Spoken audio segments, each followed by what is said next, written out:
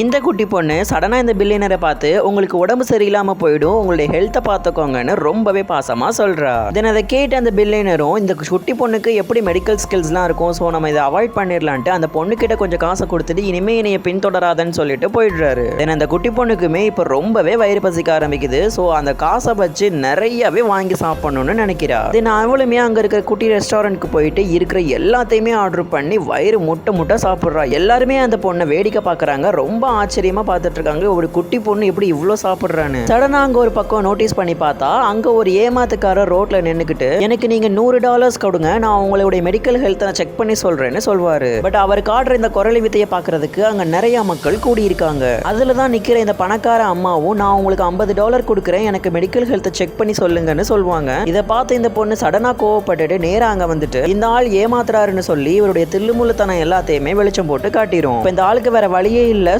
அவரும் தலைதறிக்க ஓடிடுறாரு. இதை பார்த்து அந்த பில்லியனரமாவும் இந்த குட்டி பொண்ணு அவங்களுடைய வீட்டுக்கும் கூட்டிட்டு வராங்க. தென் இந்த குட்டி பொண்ணு சாப்பிடுறதுக்கு நிறைய திங்ஸை சாப்பிடவும் கொடுக்குறாங்க. தென் இந்த குட்டி பொண்ணு சாப்பிட்டுக்கிட்டே இருக்கிறா. இவங்களுமே ரொம்ப ஆச்சரியமா பாக்குறாங்க. இந்த குட்டி பொண்ணு பார்க்க தான் குட்டியா இருக்கிறா, பட் அவ நிறைய சாப்பிட்டுட்டு இருக்கான்னு. பார்த்தா அந்த பில்லியனரோட அம்மா வேற யாருமே கிடையாது, இவ முதல்ல பார்த்த அந்த பில்லியனர் தான் அங்கேயும் இருக்கிறாரு. அவரும் வந்துட்டு சாப்பிடுறதுக்காக உட்கார்றாரு. பார்த்தா சடனா சாப்பிட்டு இருக்கும்போது மயக்கம் போட்டு விழுந்துடுறாரு. அந்த அம்மாவுமே இந்த குட்டி பொண்ணு கிட்ட ஹெல்ப் கேட்கறாங்க. என் பையனுக்கு என்ன ஆச்சு, அவன் ஏன் இப்படி ரியாக்ட் பண்றான்னு கொஞ்சம் பார்த்து சொல்லுமான்னு சொல்றாங்க. தென் இந்த குட்டி பொண்ணுமே அவங்க வீட்டை சுத்தி மூத்தி தேடிட்டு அங்க சைடுல இருக்கிற ஒரு அமானுஷ்யமான பொருளை பாக்குறா. தென் அந்த பொருளை கீழே போட்டு உடைச்சதுக்கு அப்புறமா அதுல இருந்து ஒரு கருப்பு புகை வருது. அந்த புகையை ஃபாலோ பண்ணி போறாங்க. பார்த்தா அவங்க வீட்டுக்குள்ளேயே அவங்களுக்கு தெரியாத ஒரு சீக்ரெட் டோர் இருக்கு. அந்த சீக்ரெட் டோரையும் ஓபன் பண்ணி பார்க்கும்போது தான் எல்லா உண்மையும் தெரிய வருது, யாரோ இவங்களுடைய பையனுக்கு சூனியம் வச்சிருக்காங்கன்னு. இந்த கதையோட ஃபுல் வீடியோ உங்களுக்கு வேணும்னா ஃபுல் வீடியோன்னு கமெண்ட் பண்ணுங்க, கூடிய சீக்கிரமே அப்லோட் பண்றோம்.